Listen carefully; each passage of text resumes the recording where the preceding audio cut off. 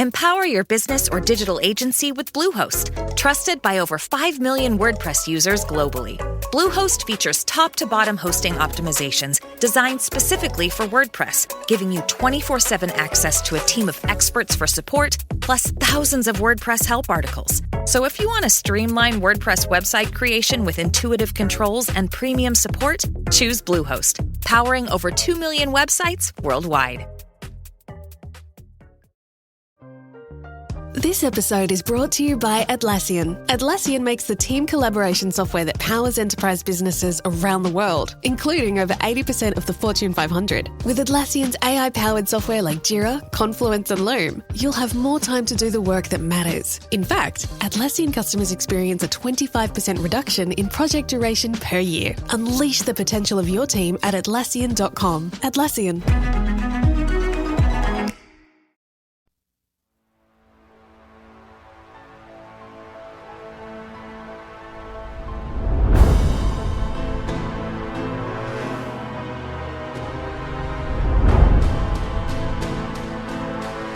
Welcome to Supernatural Circumstances, the podcast where we take you down the rabbit hole into the fantastic world of the strange, the paranormal, and the unknown.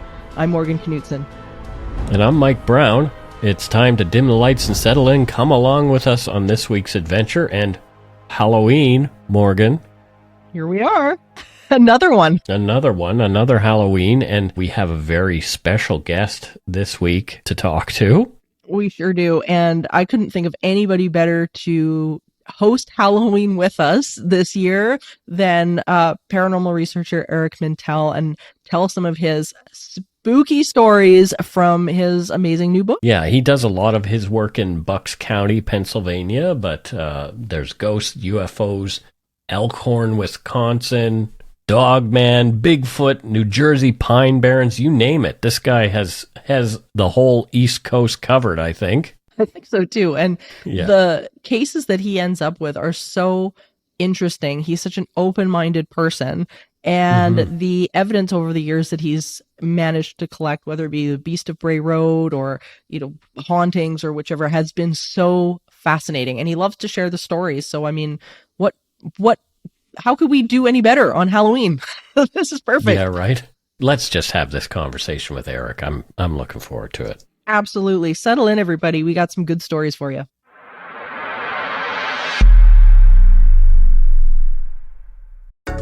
Empower your business or digital agency with Bluehost, trusted by over 5 million WordPress users globally. Bluehost features top-to-bottom hosting optimizations designed specifically for WordPress, giving you 24/7 access to a team of experts for support, plus thousands of WordPress help articles. So if you want to streamline WordPress website creation with intuitive controls and premium support, choose Bluehost, powering over 2 million websites worldwide. Ryan Reynolds here from Mint Mobile. With the price of just about everything going up during inflation, we thought we'd bring our prices down. So to help us, we brought in a reverse auctioneer, which is apparently a thing. Mint Mobile Unlimited Premium Wireless. How to get 30, 30, bit to get 30, bit to get 20, 20, 20, bit to get 20, 20, bit to get 15, 15, 15, 15, just $15 a month? Sold! Give it a try at mintmobile.com/switch. $45 upfront payment equivalent to $15 per month. New customers on first 3-month plan only. Taxes and fees extra. Speed slower above 40 gigabytes. See detail.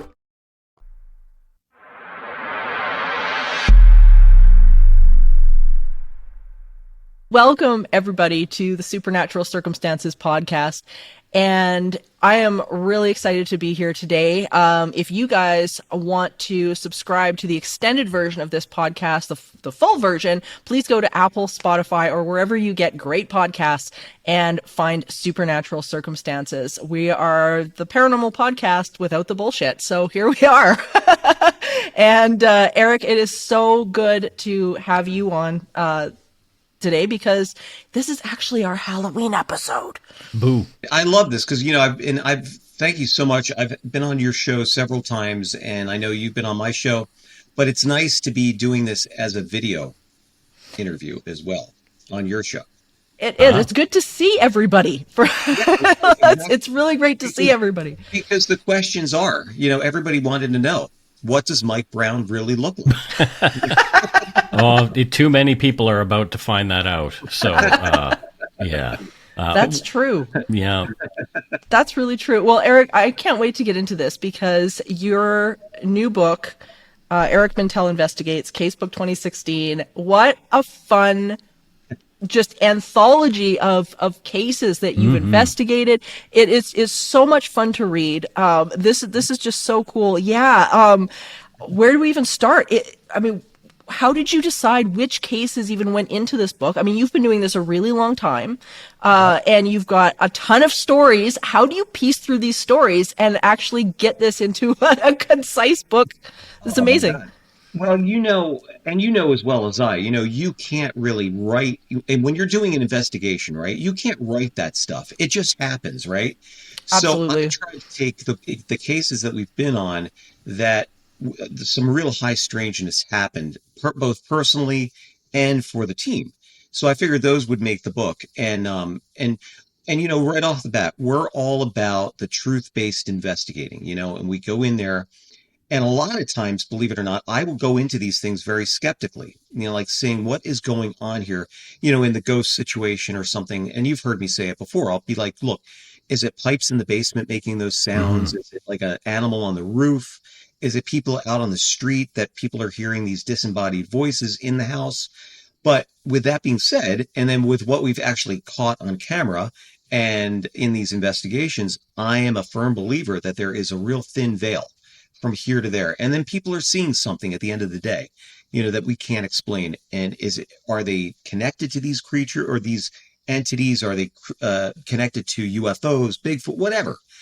Or could it be generational? Is it in people's family lines? But so with that being said, and being, here in Bucks County, Pennsylvania, which we have a rich history of paranormal activity, I had always had these incredible stories throughout my life, but, and I'm only child. So my father would always tell me these incredible stories, UFOs, ghosts, in this area, we had Washington and all of the Revolutionary War soldiers going through the area. We've got ties to the Underground Railroad. So a lot of really cool stuff that way, and a lot of history. And so that was always in the background. But, mainly I made a career for 31 years as a jazz musician. So, as a jazz musician, but that was always in the background, that was always there. And then why it's 2016 to present and beyond is because in 2016, I started my show and I was looking at a lot of paranormal shows. And I used to be a filmmaker, too. So I was like editing and whatnot. And so I saw these shows and I'm like, my God, I could do something like that. That would be really cool with, talking about things in Bucks County. So we started. And at first the videos, to be honest with you, were a little tongue in cheek. They were very funny kinds of stuff like that. But it got serious real quick. Whereas people were contacting me at bed and breakfasts and places like that saying, hey, would you guys want to do, a video about our restaurant, bed and breakfast? We think it's haunted. And then we've done these videos now where we'll go in and talk about the history of these wonderful venues, much like they do on TV. And then these people are using these things as events, these videos for events. So we're actually now like a paranormal tourism company, where we're showing people where to go, where to stay, what to do, where to experience these crazy things. And because people love it. People love that experience. But I love it because, look, you know how it is. History is going by the wayside in schools and all over. And I love the history of these things. And what always boggles my mind, and you know this too, people pass by these things every day and they have no clue what's in their own backyard, right? So that's why I wrote the book. And writing the book, I'll tell you, it was, well, I don't have to tell you, you've written a couple of books, you know how it is. But for me, I wrote this book and I wanted to make it like an easy read because I wanted to make it like, look, I wanted to try to say it in my own words, and try to describe each one of the cases, but not going into huge detail and, getting people to look at the YouTube channel, look at the full video. But I must have gone over that book a million times just because, grammatically you want to make it sound fine. I was trying to get people to help me with the book and how to do this. And I was getting, everybody was for everywhere from charging me $3,000 to put this together to this, to that. And I finally just bit the bullet and did it myself. So there you go. and again, like everything else in my life, as we just talked about, I think paranormal investigators, creative people, are self-starters, right? We're like, we've got that spark, we've got the talent, we've got the energy. And so that's what I did. Everything in my life, I've always either just asked or have just created it myself. I've never had an agent, nothing like that.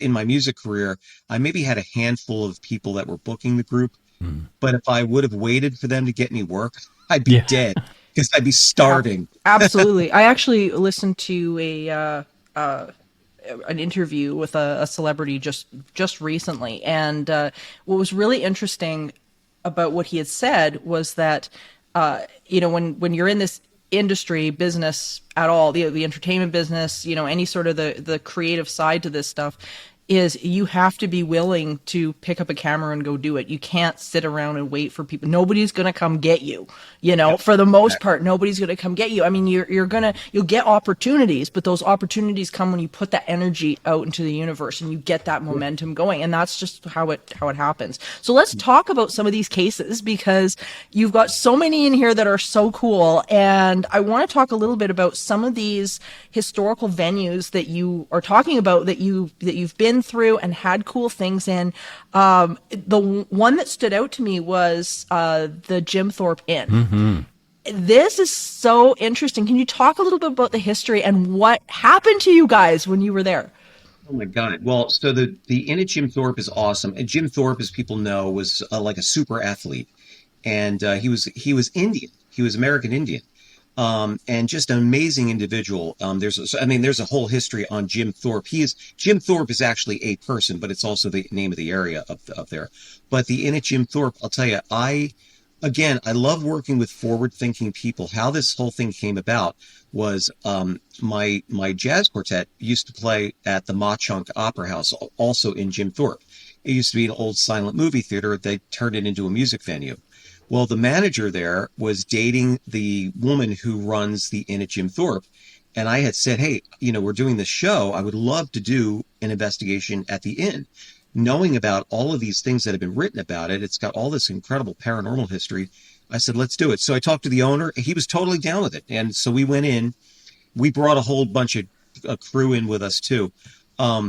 But there was supposed to be in one of the rooms like an icy feeling, like you go in and the temperature drops, because there was a nurse. It used to be like an old hospital. So one of these rooms was apparently a hospital room. And everybody that is in this particular room is feeling like a temperature drop. They feel like an icy grip on their arm or on their body somewhere. So we wanted to, experience that. And we wanted to see if we could, experience those entities. But so we did. We felt like a little bit of a temperature drop in this particular room, which was really weird. And in this one room that we were in, like a lot of people would go in there and all the furniture would be fine. Now, we didn't do it that day. We couldn't get anything on camera, but people were saying they would go out, they would come back into the room, and the furniture was all over the place. And no one else was in there. Like if it was so weird. And that happens a lot there.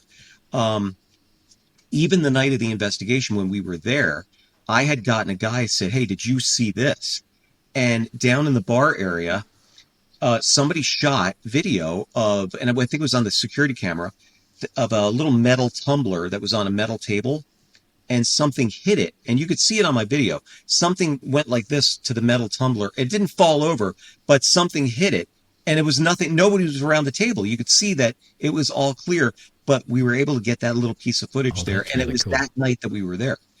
And just other weird stuff. Like a lot of times sometimes we'll use EVPs, but a lot of times they don't really capture anything.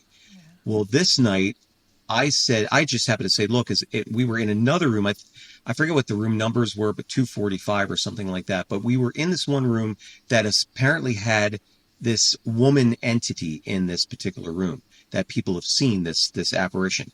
And I had said, if there's the woman that's in this room, if you're here, could you, give us a sign that you're here? And as I said that, played it, and then playing it back, didn't really hear anything. But then going back into post-production, we hear a woman humming. And now I'm thinking, is there anybody else upstairs with us? But there was no one else on that floor. the guy had that whole area cleared out for us to do the investigation. So that was really interesting there. But a lot of times those EVPs don't work. But what does work for us is a magnetometer, and the magnetometer was going off the charts in this particular area. And all the lights were off and everything like that. But yeah, that was, and it's a beautiful inn. I mean, it's a really beautiful place to stay. But the other thing, we did another investigation at this Ma Chunk Opera House, which is right around the corner. I got them to do an investigation, and we got some crazy activity there too. Oh my gosh. Well, talk about that. What did you capture? What did you get? Now I'm so curious. Just keep going. These places are awesome because, well, it used to be an old silent movie theater, and Dan, who was the guy that originally got us to go to the Inn at Jim Thorpe, we met with Vince, who is the owner of the Ma Chunk Opera House, and Dan is the general manager. And we sat there, and who joined me on that investigation was Bill Burns. Bill Burns, yeah. And for people who don't know who Bill Burns is, he is a staple in the ufology community and has been for a very long time. He used to be on a show called, I think it was UFO Hunters, I think is what the show was. And really, really quirky, interesting guy. So that's really awesome. And my next door neighbor, practically. Oh, cool. He lives literally like 20 minutes away. Oh, for heaven's sakes. Yeah. And I met Bill in like a coffee shop years ago, and I'm like, oh my God, Bill Burns, what are you doing here? It's like Scooby-Doo, and those guys go, oh my God, Mr. Jenkins. I'm like, Bill Burns. So it was crazy. And I was a huge fan. And even back then during that show, I had said, man, I want to do some videos with Bill because I think that he's so cool.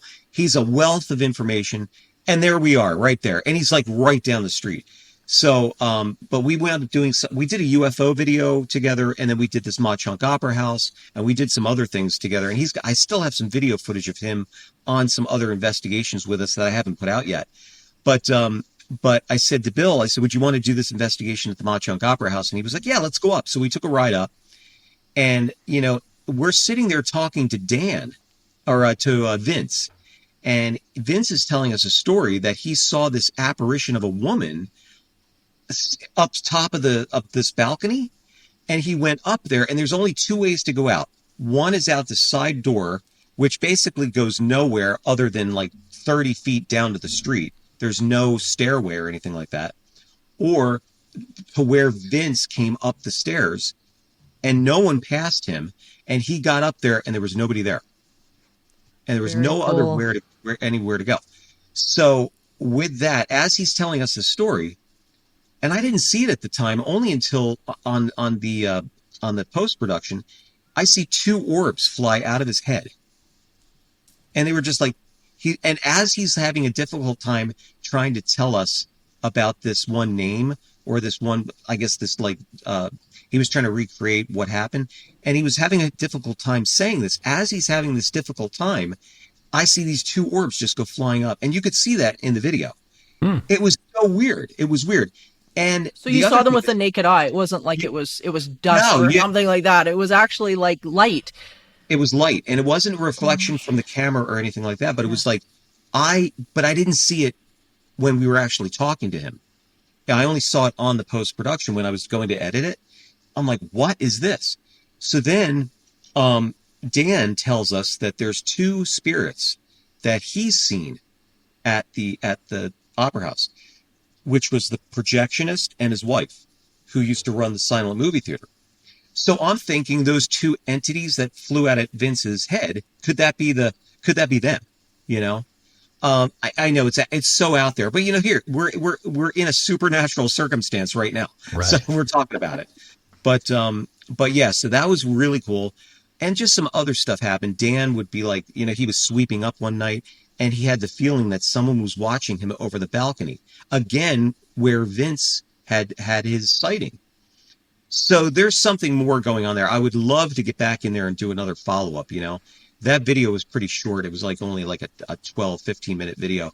But we were but Bill was funny, man. We went up into the projectionist room, and we were getting all kinds of orb activity. It was just really strange. That is so. These historical places are really cool because often they've got a lot of what people would identify as place memory or residual hauntings. So you get a lot of that type of activity. And for people listening, place memory is when the location seems to record events. It seems to play back events that are not intelligent.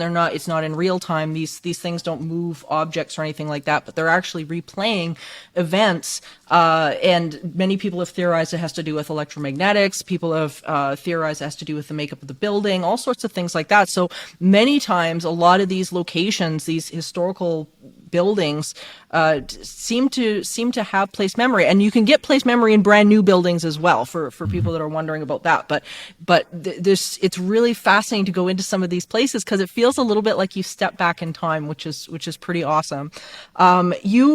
Speaking of Bill Burns, because we sort of keep going down that thread, you talk about some UFO cases as well in this, which are really, really interesting, both in Jersey and in Bucks County, which is pretty interesting. Like a lot of these things, I think people think they happen kind of, outside of them, but this is stuff that happens locally. This is stuff that can happen to you, as Mike, as you and I know. So can you talk about these two UFO cases, because this is pretty interesting. Oh my God. Yeah. Well, we had the one, that was, I think, one of the first videos that Bill and I did together was this Monmouth, New Jersey UFO sightings that people had from 1958, 1970, and 2002. And a guy by the name of Joe Foster had reached out to me and said, look, I've had this experience when we lived on Doorbrook Farm in Doorbrook. Now it's a park. And I had, as a little kid, I had seen this silver sphere going down the Navy Road. It's a road called the Navy Road. And he saw it skimming the treetops, but it was a sphere. Oh, that's cool. Everybody, it was insane. Yeah. And people were jamming the phone lines, calling the air base, trying to find out what was going on. And people even couldn't get through on the phone lines. They were totally jammed. So Joe has had a lot of different encounters. And then in 1970, people had seen this UFO again, land this time. A police officer saw it land in a swampy area. And so much so that it actually left like round marks, like, almost like crop circle type marks in the grass and in the hay area, in the swamp area, and impressions from the landing gear. So this was 1970. And then in 2002, they had a crop circle. Now, the crop circle, it's kind of like they're not sure if it was hoaxed or if it was a real thing. No one saw any UFO, but they woke up one morning and there's this crop circle there. But it was also 2002 was also around the time that signs came out. Mm-hmm. So they were trying to do that kind of correlation there. But anyway, we went and did this investigation. It was on one of the hottest freaking days of the year, and I'm sitting there wearing a suit jacket.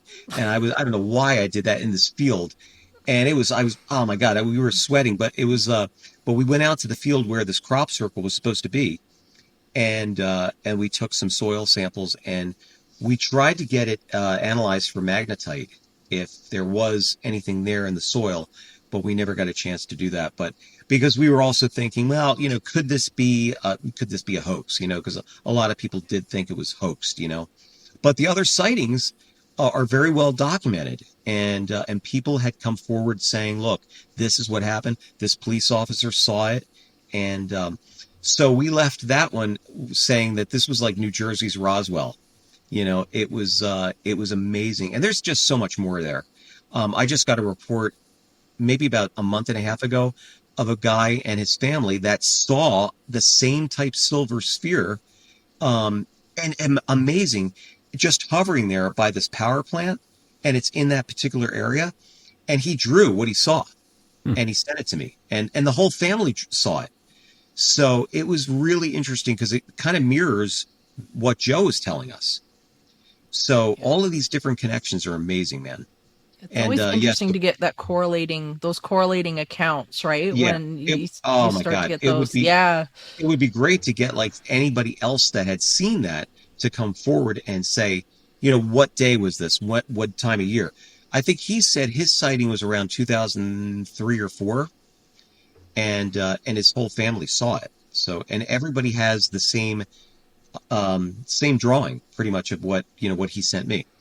What do you think is And then, bringing it back there? Like, if this is a UFO, what do you think is bringing it back to the area? Is there something that you've noticed that could be a draw? Here's the thing.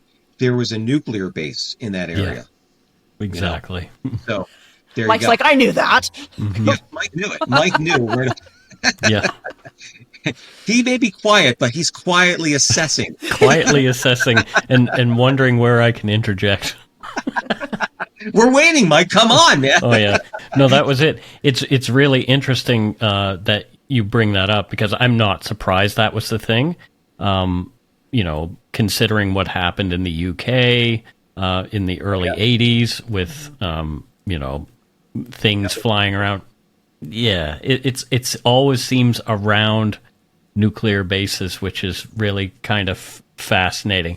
Not every time, but the fact that they have an interest in that for some reason. Oh my God, it's like crazy. Yeah. And that was the Rendlesham Forest UFO incident in the UK. Mm-hmm. As a matter of fact, I'm getting ahead of myself here, but we've got a paranormal convention coming up March 8th of 2025, and it's our second annual Bucks County Paracon, and we have Charles Halt, who is the guy from Rendlesham Forest, who actually was the guy that did that voice recording of what was going on that night. Ooh. Wow. We got him to speak, and he's going to basically tell us the story again. But yeah, that famous Halt memo that went out about what they saw that night, and then it got buried, and no one ever knew. He never heard anything about it ever Maybe again. can you explain about what that was a little bit, Eric? So if people that haven't heard this story can sort of catch up. So basically, 1980.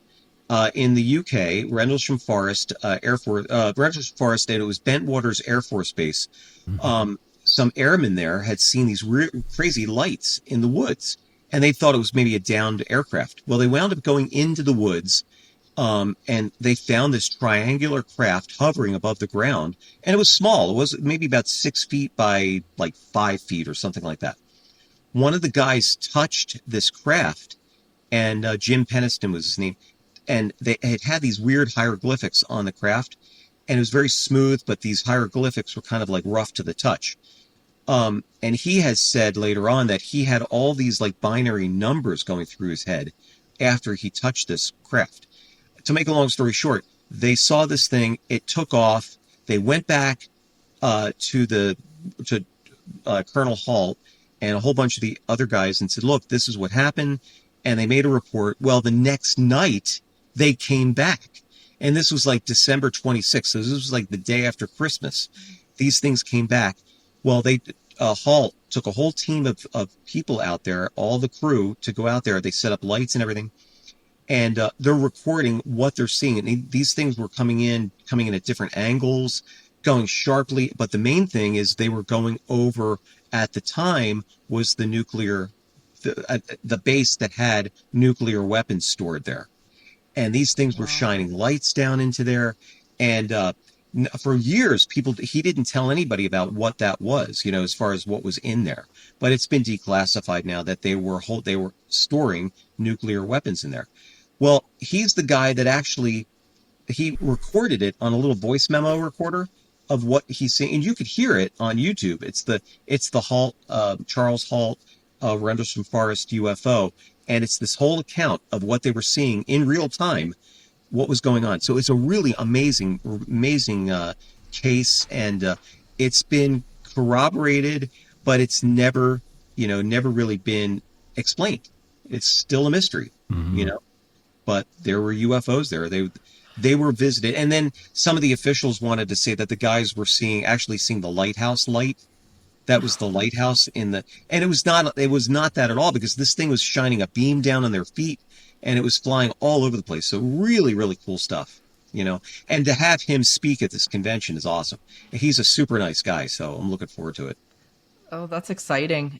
Well, to switch gears a little bit from UFOs, because you've got so much in this book, and I want to get into some of the other cases.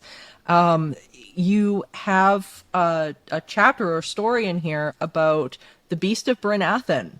And I think this is interesting because most people have not heard of this. Like, this was new to me since we had been talking. Yeah. Like this was so new to me, and I know it was new to Mike. This is really cool, and this is like a subject close to my heart, which is really great. So can we talk a little bit about the Beast of Bryn Athyn? Because I mean, it wouldn't be Halloween without a story like this. So. Oh yeah, totally. Well, it closely mirrors, the Dogman story of the Beast of Bray Road in Elkhorn. So it's apparently and from talking with you about Snoopy and the Dogman up by you, these creatures are seen all over the place. And I didn't realize this. I did not, I had heard about Dogman, but I didn't really put too much into it until we had our own encounter. And then going to do this other, case in Bryn Athyn. Now, Bryn Athyn, for your listeners, is an area. It's right outside of Philadelphia, and it's a beautiful area. It's in the Huntington Valley area. Bryn Athyn is, there's a really great college there, Bryn Athyn College. There's a beautiful cathedral there. It's called Bryn Athyn Cathedral. Beautiful area. And this is where this creature's been seen, in this particular area. So when we did this investigation, a good friend of mine, Tom Carey, which I'm sure you probably had known, Tom is the authority on the Roswell UFO crash of 1947, talked with the original witnesses that actually handled the wreckage and saw the bodies from the crash. So Tom is he's an author. He's written, I think, 7 books on the subject. But Tom got into the Dogman, and he's basically bit into this thing like a dog biting unintended. Into a bone. Exactly. But unintentionally, but intentionally. But he's just not letting go. It's just like, it has really taken him down some really incredible roads and he's talked to people that have had these experiences with these creatures. So we did this investigation, and Tom said we should really do a Dogman video and, come down here. So at first we were getting a little bit of resistance because that area did not want to be known for anything like that. Right. It's a very religious community down there. So they didn't want to be known for this creature. Well, guess what, folks? It's there and people are seeing it. So we got to do a video. But and it was cool because you know what? We didn't do anything to tarnish the town's name or anything like that. We're not doing that. And we don't do that anyway. Anybody knows me. I don't exacerbate the fear factor. It's like, I don't do that. We tell stories. We're in some crazy situations that could be dangerous, but we're there for the good of telling that story, like you guys are. So when we heard this, it was like, oh my God, well, Tom had all these witnesses that had seen this creature. This guy, Rich Shao, had seen this thing in I think it was 1991. And he was waiting for a buddy of his at the baseball field. They were going to go watch a football game or something at the time. And he's sitting there looking at the baseball field, and he's seeing this thing, like this shadow. It looked like a shadow, but it was like 6 to 8 foot shadow just gliding into the field from right field. And it was not scary at all. No. Mike's like, just everyday occurrence, Just a Mike-sized hole in the wall. Exactly. This is something we see every day, Mm-hmm. But he's sitting there. He's like, what am I seeing? What is this? And the reason why he was seeing it, because the church up above up on the hill, there was a church up there that had floodlights shining in the back. So you're seeing the shadows. So it's like backlit. So he's looking at this thing, and he's seeing it go this way, and it's going into center field, and then it's going into the wooded area, and it's kind of dusk too. So you're not really seeing much of anything. But he heard this, or he saw this, and the thing is, I think he said it was really like there was snow on the ground. There was a little bit of snow, and you would think that you'd hear crunch, crunch, crunch from the feet, but there was nothing like that. It was because it was gliding. So he went over to where they saw the thing go down this one path by this pine tree. They chased after it. They get into the woods where they saw it go in, and then all of a sudden they hear this chomping coming back through the woods, coming back toward them. And then they ran out of there and got out of there, went to his buddy's house, and just got out of that, never saw it, but they weren't going to hang around to check it out. And not only he remembers that, but there were a few other people around the area that remember that scene of this thing coming through the woods that were hearing it and that actually saw the shadow. Well, it mirrors exactly what people are seeing in Elkhorn. Right. Mm-hmm. It's like, it's when it's on two legs, it looks like it's gliding. Mm-hmm. When it's on all fours, it's very fast. And then we met with another witness, Michelle, who had seen this creature. She said at the time, this was a couple of years ago we did the video, so say 17 years earlier, she had seen this thing, which appeared in a flash of light.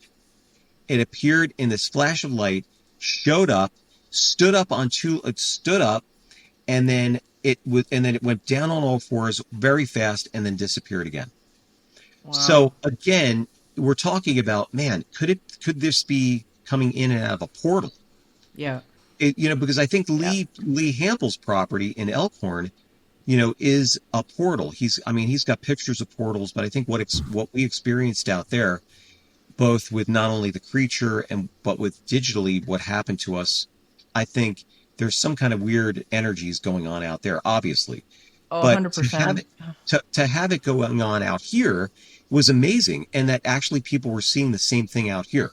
Well, so I want to break in before we get any further, because Morgan and I had a very similar experience when I was in Alberta last winter, and it was snow on the ground. Again, we were out on the property that is associated with Snoopy, and along the edge of the property line, I could see something close to the ground, exactly like what you're describing, and it being lower to the ground, I thought, okay, so is it an animal of some kind? But it was this amorphous sort of smoky, shadowy thing that was just moving back and forth along the property line very quickly. And I was like, are my eyes playing tricks on me? What is going on? I don't know if anybody else saw it, but I was like pointing, like, there it is. There's this weird thing. We saw it. We definitely saw it too. Yeah.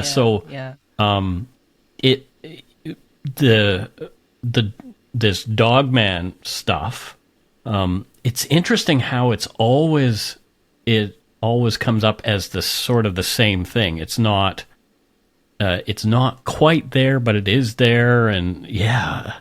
Well, what's really cool to me about some of this too is that, like, I've seen them where you could reach out and touch them. Like, I've seen moments, and they're usually very quick moments, but I've seen them solid enough that you'd swear, like, I can understand how people make the argument that, oh no, this is flesh and blood.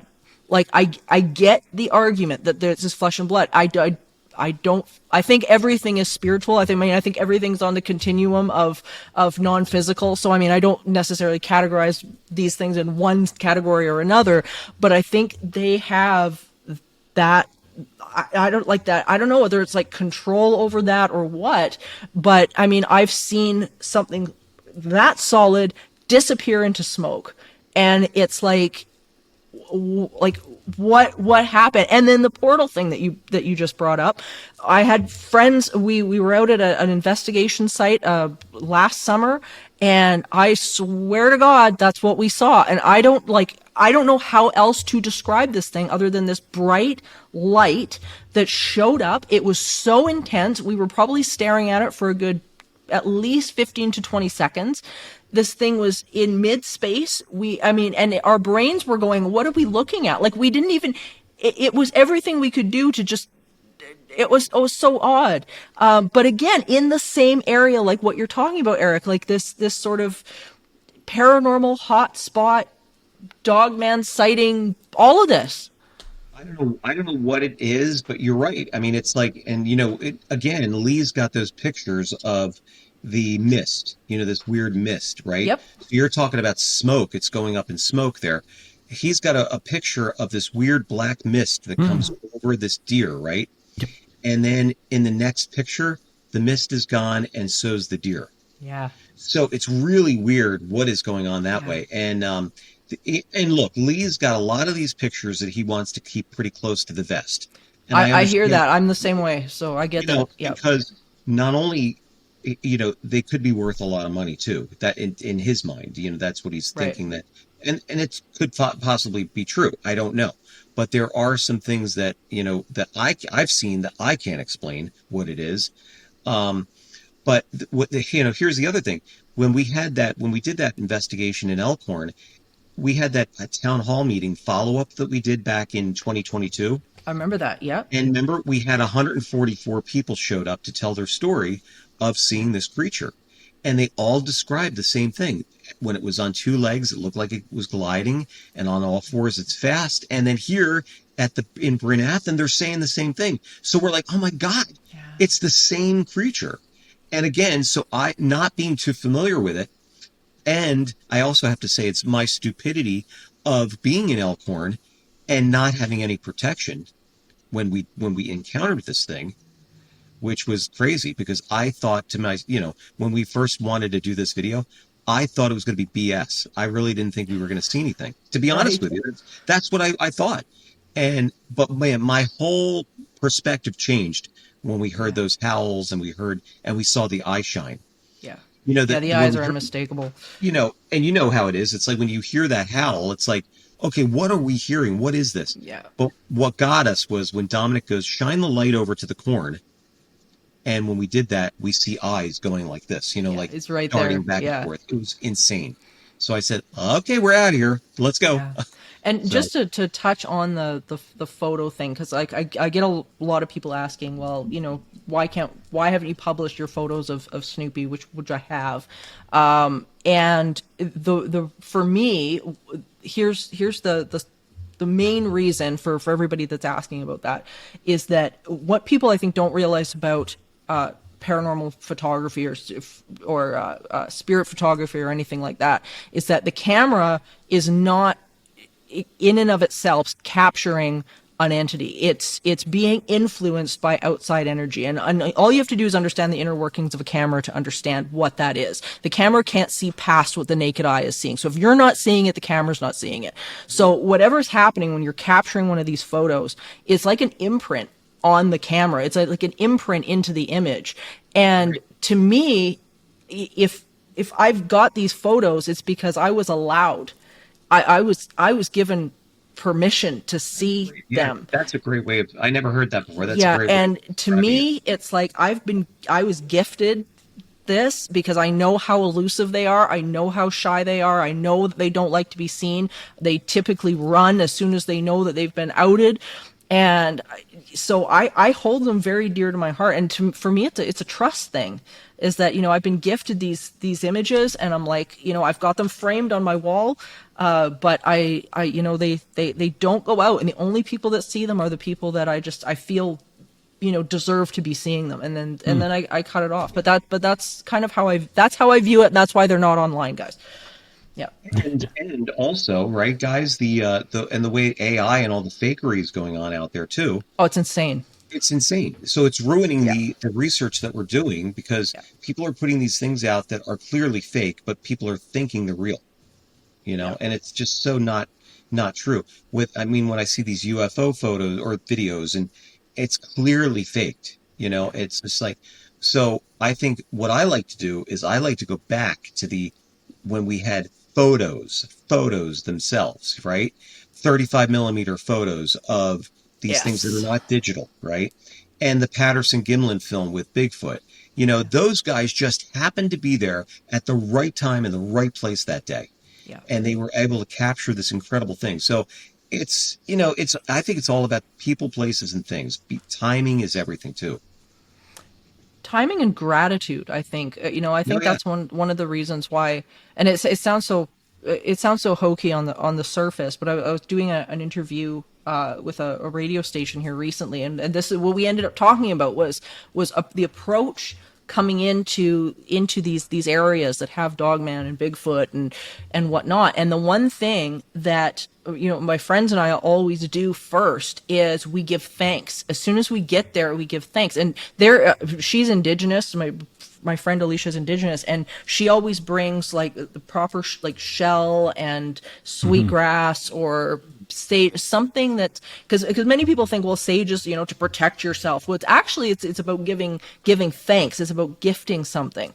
And that's the one thing that we always start with, is that we start with a prayer. Thank you so much for having us. Thank you for, no pressure on anything that's there to show themselves, no, like, you better get out here and I'm going to hit a tree with a branch. But just to say, you know what, thank you so much for having us and we appreciate you and whatnot. And like, I would say 95+% of the time when we approach it like that, we get some sort of a visitation. Something will show up, and it's usually the dogman most of the time. Yep. Yeah. It's amazing. I mean, the whole thing, I find it completely fascinating because I think the people that are having these experiences, and like, again, you said that, gifting, I like that idea, and giving thanks. Yeah. Because we don't know. I mean, it's a rare thing to happen, right? And I could see how people don't get the footage too.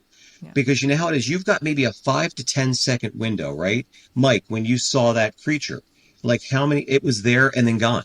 You know, it's like, I could perceive it for around 10, 15 seconds at the most. Yeah. But you wouldn't be able to get a picture of that because it was so far away, but it was there. You saw it, so that's the whole thing. The night of we were talking about the UFOs. We did a UFO flap, there was a huge UFO flap here last year in Bucks County. And we had one in 2008, but we had one here last year. And remember when like the government was like saying that there was balloons flying over and right. They were coming from up around your area too. They were up yes, we remember that. They shot them down. One of them said supernatural circumstances on the side. I don't know when. But no, I mean, it was crazy because people were like, but then you heard the reports, other things were up there, like things the size of a mid-sized car hovering there. I mean, what are we talking about here? Yeah. It's not a balloon. What is that? So there was and that got hushed up really quickly. Yeah. But we had a lot of really wild stuff going on here. People seeing 3 points of light, these triangular shaped objects. A guy right down the street from me reached out to me and said, look, I've been getting this weird, like for the last 3 seasons now, this really weird light that keeps coming over my property and it looks like a giant orb. Would you want to come up and do an investigation? Yes, please. Yeah. I'm like, yes. Is that a question? He's like literally 15 minutes away. He's also now one of my biggest jazz fans too. He loves the quartet, but we went over there and him and his wife, Robin, these guys are super, super cool. And he's not, he's a scientist. He's like, I think he's in a business accountant or something like that, but he's a scientific kind of guy. And he's not one to make up wild claims of whatever he's seeing, right? They were having these experiences and wanted it to be documented. Yeah, and I love the fact that he didn't mind, telling us his name, having his wife's name there, because he even said in the video, I have a reputation in the community and people know how I think and people know that, I'm always trying to, figure out what this is. Mm-hmm. So he had such a profound effect on this thing had a profound effect on him that it was just like, it's still, he's still wrapping his head around it. But we got over there and he showed me the footage and literally it looks like an orb just with like different points of light. And people could see this in my video. It's called UFOs over Bucks County. And people were seeing this low-flying, brightly lit object, multiple lights around it, hovering, silent, and they're drawing what they were seeing. And I mean, so much so, then I got reports from a nurse and video of a daylight sighting outside of this hospital window. She was at Doylestown Hospital. She's looking out the window and sees these 3 points of light in the middle of the day. Mm-hmm. And then it was weird because the two lights were hovering there, and the one on top, it was at first it was a triangle, and then it went all the way up, and it made it into a straight line. Weird. So it was this was weird. Intelligently controlled. Then I got footage just in February of this year of literally a fleet of UFOs, red orbs going over Louisiana. So a woman down there sent me this footage down there. And she was a complete skeptic. A friend of hers said, oh, my friend has this footage. Would you like to see it? She was a complete skeptic, but now she's a believer. And literally this whole fleet, it was like, sometimes you always see these things in 3 points, right? 3 points of light. Well, it was at least 8 of these objects were coming over. It was unbelievable. They're hungry for gumbo. That's right. Yeah. Well, Eric, this is amazing, God. and there's so many cases. I can't recommend this book enough to people, because if they want sort of a smattering of how interesting this field gets, this is a book for you, Eric. Where can they find this? Where can they get this? They can get it on Amazon. And they could also, if they wanted to, get a signed copy. I could get one to them as well, and they could go right onto my website and find out how to do that. But mainly through Amazon, and it's available. It's available in Canada. It's available all over the place. So Eric's website is ericmintelinvestigates.org. Yes. Thank you, Mike. Yep, no problem. And we'll add that to the notes as well. Yeah, for sure. Can you tell us a little bit more about Paracon, Bucks County Paracon in March 2025? Because somebody I know who I live with myself, is interested in maybe showing up. We'd like to come. Definitely, for sure. We've got March 8th of 2025. It's the second annual Bucks County Paracon, happening at Bucks County Community College right here in Newtown, Pennsylvania, but right here in Bucks County. And we've got an incredible lineup of speakers this year. We've got Dave Schrader from the Holzer Files. We've got Colonel Charles Halt from the Rendlesham Forest UFO incident. We've got Peter Robbins, we all know Peter. I know Peter, yeah. Peter's great. A ufologist who worked with Bud Hopkins and the alien abduction phenomena. We've got Tom Carey, who's also going to be there talking about the Roswell deathbed confessions. But we've also got, everybody knows this guy, Stan Gordon. We've got Stan Gordon talking about the Bigfoot UFO connection, and also about the Kecksburg UFO crash from 1960, I believe it was 65 in Kecksburg, Pennsylvania. And myself and Dominic Sattel will be speaking as well. And I don't think there's anybody else I missed. I think I got everybody there. But we're gonna it's gonna be a great day. It's from 11 to 7. Or it might even be 11 to 8 o'clock, but we've got each speaker's going on for about 45 minutes. Some will be on for an hour. And then at the end, we're going to have a great panel discussion, and just get everybody there and everybody in the audience to ask questions. We're going to have vendors there. We're going to have lots of people there. I mean, last year, it was off the charts successful. We had Nick Pope from Ancient Aliens was our speaker. We didn't know what was going to happen. We thought, well, maybe 100 people will show up. We had 600 and some odd people show up, in a 350 seat theater. So It was amazing. All of our vendors sold out of all of their merchandise. The food trucks sold out of all their food. So it was a really great, successful event. Everybody left there very happy. There was a lot of happy people. And that's what I try to create. I want to create that kind of a vibe, So Mike, if you're coming, and Morgan, please, next year, I would love to have you as a speaker too, because that would be really cool. I'd love that. I'm in. I want to work on something like that too. So I think this year is going to be the pivotal year for us to be able to get more people, from outside the area to do that. I was this close to having Travis Walton. Oh. But I could not get he was down for doing the Paracon, but I have not been able to get a hold of him. So I don't know what is going on. So I don't know if he got abducted again or what, but I can't get a hold of him. Yeah, hopefully he's okay. Yeah, I'm sure he is. Yeah. He's been doing a lot of talks. So yeah, he's probably tired. I'd be tired talking about it since the 70s. Since the, 1975. it's been a long time. Oh my God. And you know what? The thing with his story, it's never wavered in 49 years. Yeah. Unbelievable. And then, with my jazz quartet, we've got a lot of concerts and stuff coming up in November and December. So it's funny. I do paranormal most of the year, and then the last half of the year I'll do our Charlie Brown jazz concerts. Or our tributes to Dave Brubeck. So it's a lot of fun.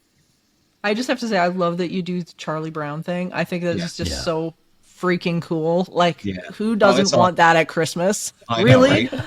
Yeah. Look, I'm all about creating happiness. I live life like it's every morning is like Christmas morning. You got to have a sense of wonder, right, in this world with the crazy crap that's going on.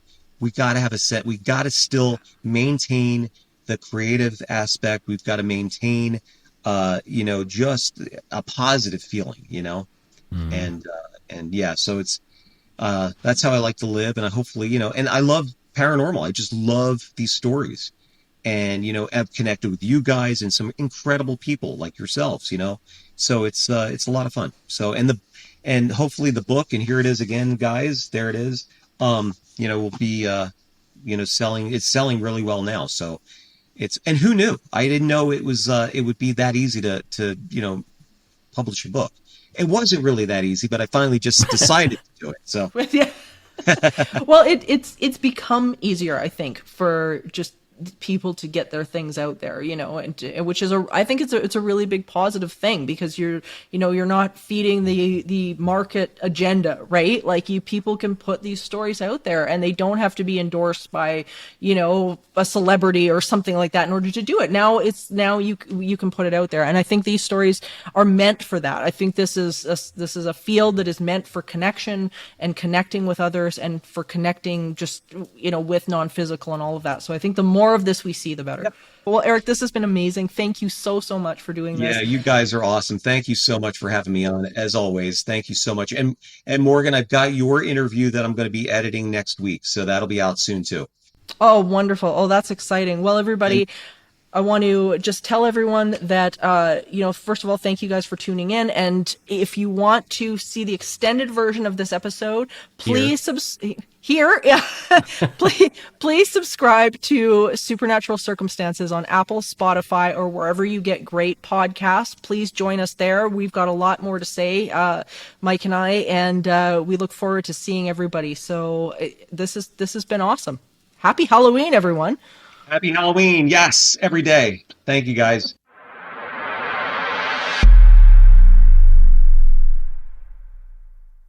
Noah and Sarah have been trapped miles below the Denver International Airport.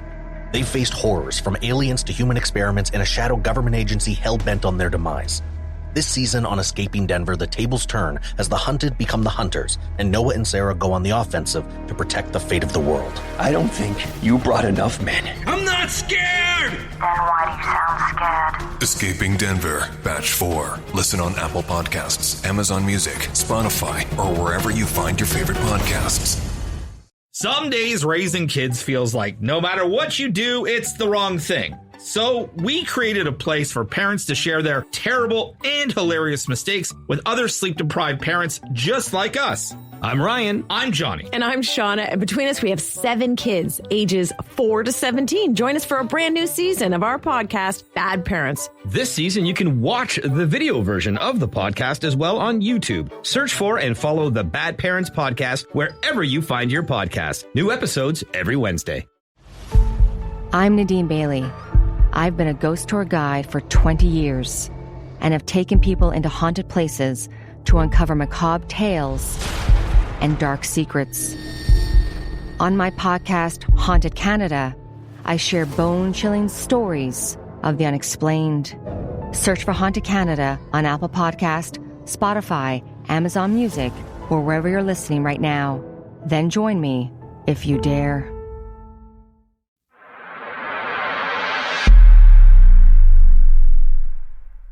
All right. Well, thank you to Eric for enlightening us about all this stuff. And for those who didn't see the video, Eric showed us that he's got a giant ET. There is that. Yeah. Yeah, that's the fun thing about this particular episode, is that if you guys are listening on our usual podcast platforms, the actual interview in and of itself is on our YouTube channel, Supernatural Circumstances, and you guys can go watch it there, because there's some really cool stuff that Eric actually got to show us. There's some videos, there's all sorts of things, and that's going to be on the YouTube channel. So definitely hit that subscribe button for extra content, because there's going to be a lot more coming. So that's really cool. There you go. And so Halloween is just a few days away from the release of this episode. So it releases on Monday, the 28th of October, and then there's 3 more days before the big day. And I love Halloween. It's always been kind of one of my favorite times of year because I like things spooky. But there is some stuff about Halloween that, people believe. Back in the days of Samhain, or it's spelled like Samhain, but it's pronounced Samhain, October 31st and November 1st supposedly marked a time when the veil between this world and the next one was at its thinnest. So if you're going to have an experience, any kind of paranormal, supernatural experience, this time of year is probably a pretty good one.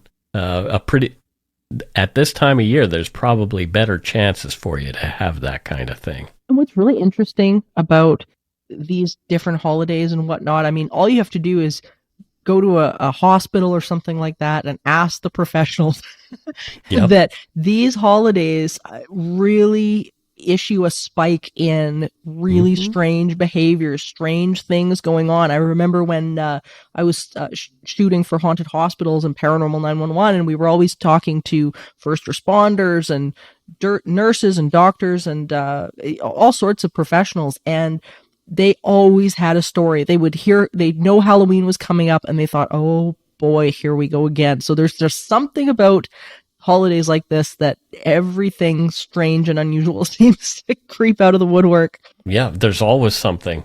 I worked at Vancouver Hospital as a security guard during a couple of Halloweens, actually, and it was always fascinating. Let me just say, people had so many stories. Putting it so gentlemanly, like. Yes. Yeah, it's interesting in the paranormal world too, I mean, this stuff happens in all seasons. Many people say, oh, this is going to be the month everything goes on. And really it happens all year round. But what I have found really interesting is that there's certain cases, and we've actually talked about this a little bit on the show, that do seem to be somewhat seasonal. And I've had that myself, where in the fall, more has happened in a particular area or something like that than in, say, the summer or the spring.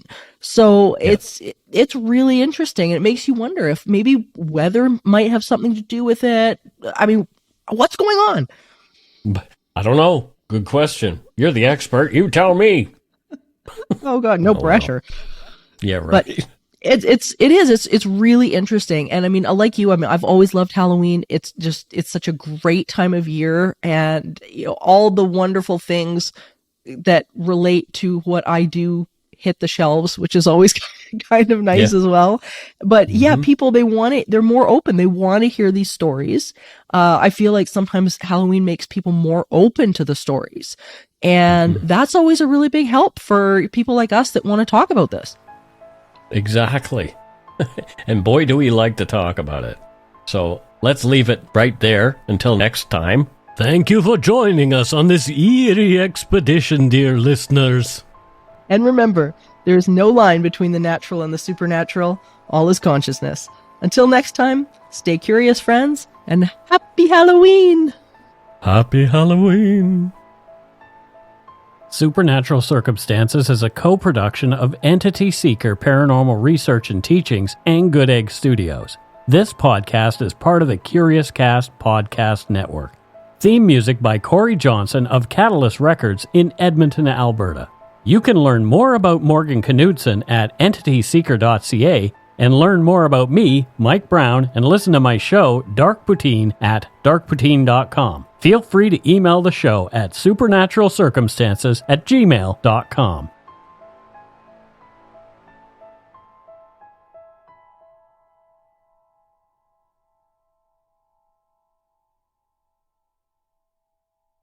What if you could have a streaming service that added new shows and movies every day, 365 days a year? Tune in on Monday and watch dramas like Fight Night, The $1 Million Heist. Tuesday, watch reality shows like Top Chef Canada. And Wednesday, enjoy comedies like Ted. And it just keeps going and going every single day. No matter when you tune in, there's always new entertainment for you to discover. Stack TV. New shows streaming every day. Try it free. Applicable membership required. Restrictions apply.